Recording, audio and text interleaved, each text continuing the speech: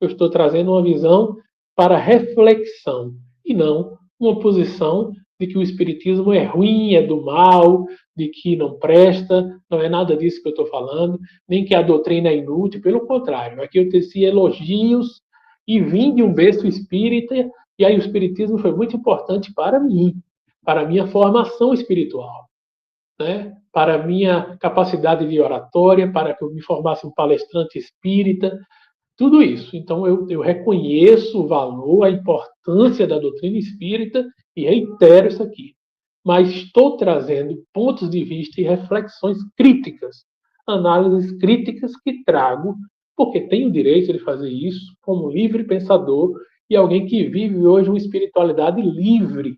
Então, se é livre, não tem caixas, não tem dogma, não tem ninguém que esteja coordenando, não tem um bispo acima de mim, não tem uma entidade sacerdotal acima.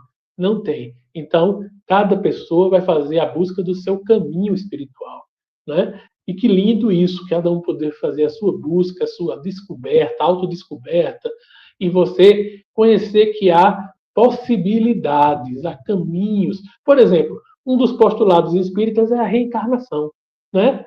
É a reencarnação. Mas a reencarnação já era um princípio que muito antes do espiritismo. O espiritismo surge oficialmente no século XIX, né? Mas antes, o hinduísmo já fala de reencarnação, né? Na proposta hindu já fala da reencarnação. Ramatiz é um espírito que vem daquela linha do Oriente, enquanto o espiritismo se voltou mais para o Ocidente. Trata de assuntos universais, trata de assuntos globais, mas se volta muito mais para adeptos do Ocidente, né?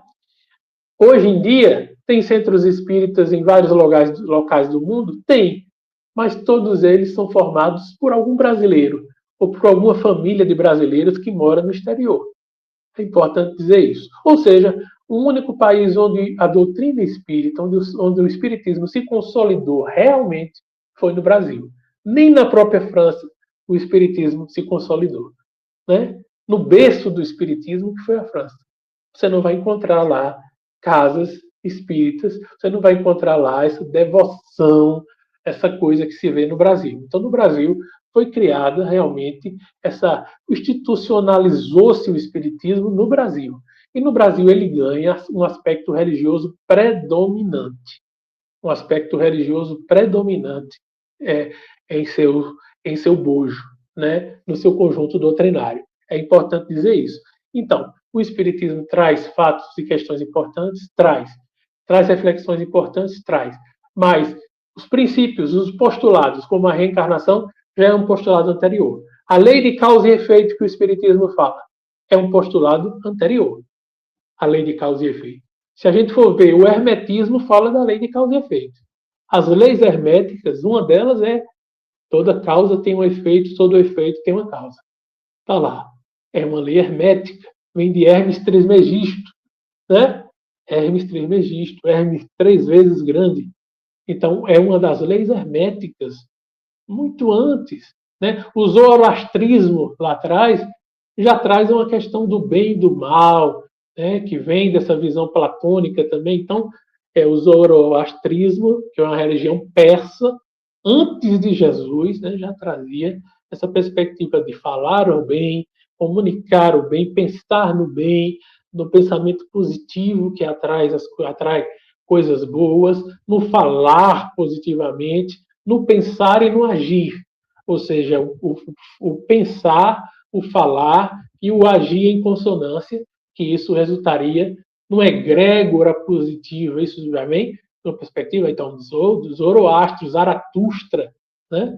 E depois até o Nietzsche fez um livro falando do Zaratustra, né? Assim falou Zaratustra, né? O filósofo Nietzsche. Então, é importante a gente trazer isso, porque alguns princípios, por exemplo, que você tem como fundamentos do Espiritismo, antes eles já eram estudados, já eram falados, né? E o Espiritismo veio corroborar e trazer os seus pontos de vista. Mas não foi o criador, né, dessas perspectivas, como a reencarnação, como a lei de causa e efeito, como a imortalidade da alma, né? A imortalidade da alma é um princípio espiritualista, universalista. O princípio da é universalista, você ter a convicção de que o corpo físico perece, né? Perece. Mas o espírito continua, a centelha divina, como muitos, por exemplo, das sociedades secretas estudam, né? Aqueles que estudam, por exemplo, no Rosa Cruz, né? A Rosa Cruz fala muito sobre a centelha divina, e eles desejam um para o outro a paz profunda. Paz profunda, irmão. Essa paz profunda que vem a ser um processo de uma busca contínua da meditação, da busca do autoconhecimento, né? Tudo isso é importante, então, a gente entender que são princípios que vieram ali, né, de princípios universalistas. E é isso que eu estou querendo mostrar para você. Ou seja, de que não foi a doutrina espírita que é a última Coca-Cola do deserto, né? A última bolacha. Não, do pacote não. É que eles trazem coisas interessantes, mas muitas coisas já haviam sido ditas antes, né? Por outras correntes filosóficas, doutrinárias ou religiosas.